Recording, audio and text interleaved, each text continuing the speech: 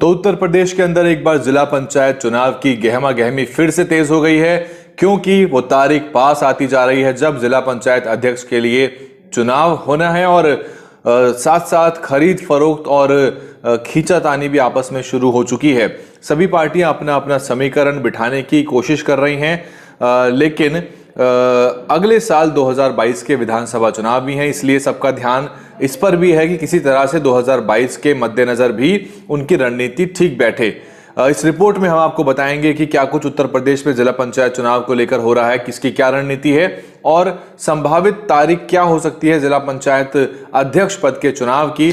कुछ खबरों के माध्यम से आपको बताने का प्रयास करेंगे। जिला पंचायत अध्यक्ष की जोड़ तोड़ के गणित में आगे निकल गई है बीजेपी, ऐसा बहुत सारे अखबार रिपोर्ट कर रहे हैं, क्योंकि निर्दलीय जहां पर भी मौजूद हैं उसका सीधा फायदा भाजपा ले सकती है, क्योंकि आपने देखा है कि इस तरह से भाजपा बहुत सारे राज्यों में विधानसभा के चुनाव भी मैनेज कर लेती है। ऐसे में जिला पंचायत अध्यक्ष का चुनाव मैनेज करना उनके लिए संभव हो सकता है। इसके अलावा जिला पंचायत अध्यक्ष की कुर्सी के लिए संग्राम शुरू हो चुका है, दलों में सेंधमारी भी हुई है, कई जगहों पे तो टूट फूट की खबरें भी आई हैं। वेस्ट यूपी की ये खबर है, यहाँ पे सुनने में आया है कि मुजफ्फरनगर में कांग्रेस और बीएसपी में आरएलडी की सेंध लगी है, तो आरएलडी ने सेंध लगा ली है मुजफ्फरनगर में। वहीं अलीगढ़ में आरएलडी में शामिल नेता की बीजेपी में सेंध, और इस तरह से, और मुरादाबाद में तो भाजपा के ही जो दो गुट थे वो आपस में भिड़ गए। इसके अलावा हम अगर देखें तो जिला पंचायत अध्यक्ष की खरीद फरोख्त के लिए 50-50 लाख रुपए तक भी ऑफर किए जा रहे हैं। 50 लाख रुपए और गाड़ी तक भी लोगों को अपने पाले में करने के लिए, तो ये खुले तौर पे खेल चल रहा है उत्तर प्रदेश के अंदर, जहां अमर उजाला इसकी रिपोर्टिंग कर रहा है कि 50-50 लाख रुपए तक का ऑफर मिल रहा है। और प्रधानमंत्री मोदी का जो संसदीय क्षेत्र है वहां कौन जीतेगा, इसको लेके भी एक अलग से ही कश्मकश चल रही है। समाजवादी पार्टी ने चंदा यादव को वहां से अपना उम्मीदवार बनाया है। सपा की क्या रणनीति है इस पर अभी चर्चा कर लेंगे। बहरहाल भाजपा ने उत्तर प्रदेश में 50 जिला पंचायत पे कब्जा करने का टारगेट लिया है। हालांकि उनको स्पष्ट बहुमत कहीं भी नहीं है, अगर आप आंकड़े देखेंगे आप 75 में कहीं पर भी उनको स्पष्ट बहुमत नहीं है, लेकिन हर जगह पर निर्दलियों की संख्या भी है। साथ ही साथ जो समर्थित उम्मीदवार हैं उसमें भी जोड़ तोड़ कर सेंध लगाने की बीजेपी कोशिश कर रही है।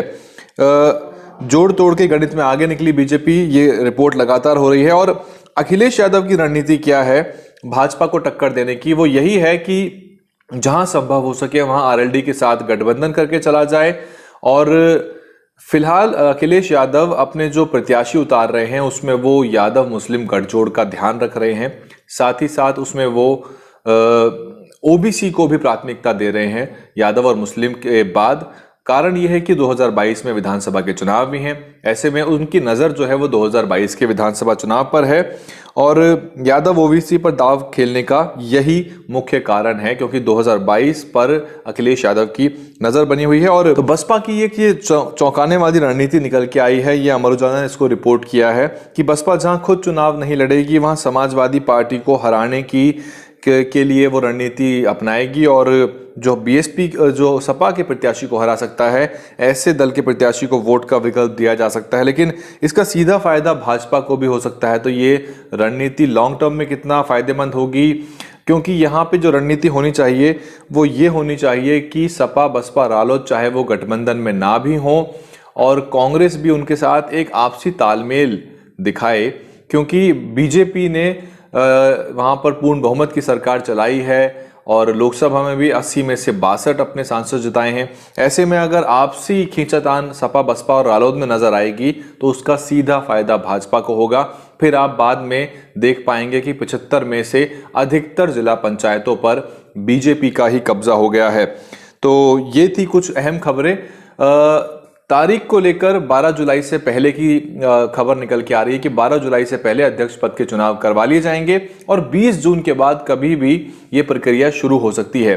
बहरहाल इसमें सबसे महत्वपूर्ण बात यह है कि सपा बसपा और रालोद को चाहे वो गठबंधन में ना भी हों, अगर उनको बीजेपी को चीफ ओपोनेंट के रूप में, अपने प्रमुख प्रतिद्वंदी के रूप में देखते हैं, तो कोशिश ये करनी चाहिए कि वो आपसी तालमेल दिखाएं और जहां एक दूसरे के प्रत्याशियों को जिताने की संभावना बनती है उनको जिताने के लिए प्रयास करें बनिस्बत की एक दूसरे के प्रत्याशियों को हराने के लिए दाव खेलें, क्योंकि अगर ऐसा करते हैं तो बीजेपी को इस आपसी रस्साकसी का सीधा फायदा मिलेगा।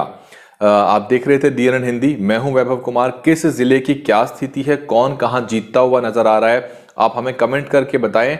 और सपा बसपा और रालोद को क्या रणनीति अपनानी चाहिए आपके हिसाब से, ये भी आप कमेंट करके बताएं। मैंने आप लोगों के लिए एक नया चैनल शुरू किया है, व्लॉगिंग चैनल। व्लॉग करके मैं आपको दिखाऊंगा कि बहुजन मीडिया कैसे काम करती है, बिहाइंड द सीन क्या कुछ होता है और दिन भर की मेरी गतिविधियां क्या रहती हैं। सीधे जुड़िए मुझसे, व्लॉग चैनल को सब्सक्राइब करके घंटी का बटन दबाइए। व्लॉग आमतौर पर रात के समय अपलोड किए जाएंगे और लिंक नीचे डिस्क्रिप्शन में है, डिस्क्रिप्शन खोलिए, सबसे पहला लिंक व्लॉग का लिंक है, उसको सब्सक्राइब कर लीजिए।